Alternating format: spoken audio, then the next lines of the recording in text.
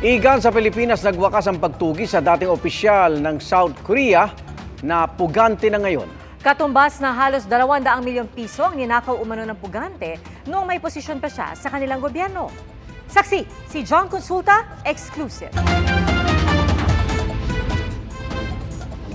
Palabas na sana sa kanyang kondominium sa Mandaluyong ang Korean fugitive na si Cho Yung-sam ng masakote ng Fugitive Search Unit ng Bureau of Immigration. Kasama sa operasyon ang Korean Police at Intelligence Unit ng CIDG. Ang 45 anyos na dayuhang pugante, dating opisyal pala sa South Korea.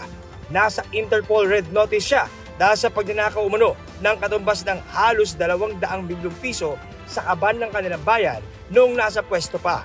Lumapit sa atin yung Korean government upang ipahanap nga itong isang former public servant nila, which is para siyang opisyal ng, kung maikukumpara natin dito sa atin, ay PhilHealth. Dinispalko niya isang nagkakahalaga ng 4.8 billion Korean won at tinakas niya nga ito at dito siya nagtago sa Pilipinas.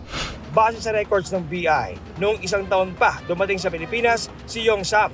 Pero dahil wala pa raw siyang derogatory record noon, nakapasok siya sa bansa. Palipat-lipat daw ng bahay ang Koreano, kaya di naging madali ang paghahanap sa kanya.